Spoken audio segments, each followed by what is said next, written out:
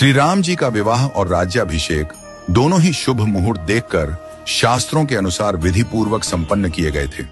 फिर भी न तो उनका वैवाहिक जीवन सुखद रहा और न ही राज्याभिषेक पूर्ण हो सका। विवाह के तुरंत बाद उन्हें वनवास मिला और राज्याभिषेक के दिन ही उन्हें राजमहल की जगह वन की ओर प्रस्थान करना पड़ा। यह सब विधि का विधान था।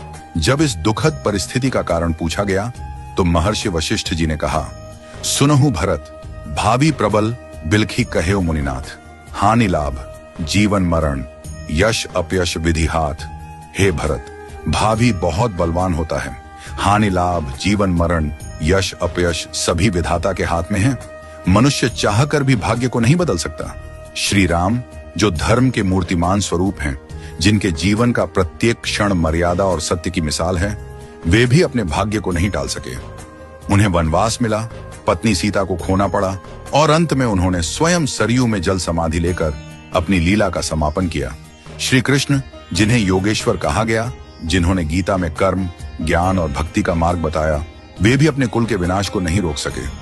उनके यादव वंश में आपसी कलह से एक दूसरे का संहार हुआ। महादेव शिव, जो महामृत्युंजय के अधिष्ठाता हैं, वे भी अपनी प्रिया सती की मृत्यु को नहीं रोक सके। त्रिकालदर्शी होकर भी वे विधि के विधान को नहीं बदल सके। रामकृष्ण परमहंस, जिन्हें दिव्य सिद्धियां प्राप्त थीं और जिन्होंने हजारों लोगों को ईश्वर का मार्ग दिखाया, वे भी कैंसर जैसी बीमारी को नहीं रोक सके। उन्होंने कहा था, यह शरीर नश्वर है, आत्मा ही अमर है।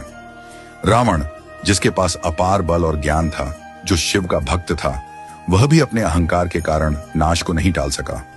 कंस, जो जानता था कि श्री कृष्ण उसका अंत करेंगे, फिर भी विवश था। इन सभी घटनाओं से यही सिद्ध होता है कि मनुष्य अपने जन्म के साथ ही जीवन और मरण, यश और अपयश, लाभ और हानि, स्वास्थ्य और रोग, शरीर का स्वरूप, परिवार, समाज, देश और स्थान, इन सब का निर्धारण करके आता है। मनुष्य को यह भ्रम होता है कि वह सब कुछ नियंत्रित कर रहा है, लेकिन वास्तव में सब कुछ ईश्वर के संकेत से ही चलता है।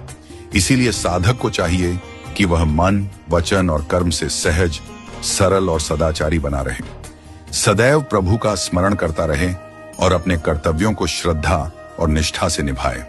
मुहूर्त न जन्म के लिए तय होता है, न मृत्यु के लिए। जब जन्म और मृत्यु ही निश्चित नहीं होते, तो बाकी सब कुछ क्षणिक और अस्थायी है। केवल प्रभु का नाम ही शाश्वत सत्य है। इसलिए सदैव ईश्वरमय रहो और आत्मा को परमात्मा के निर्देशों में लीन कर दो। यही सच्चा जीवन है। नियति को स्वीकार करना और प्रभु में समर्पित रहना। हमेशा अपना कर्म करो और बाकी सब कुछ प्रभु के ऊपर छोड़ दो। वही सब करने वाले हैं। हम और आप तो बस कठपुतली हैं जो प्रभु की इच्छा से चल रहे हैं। तो जैसा प्रभु को चलाना है वैसे ही चलते रहो और जैसा प्रभु को करना उसको होने दो।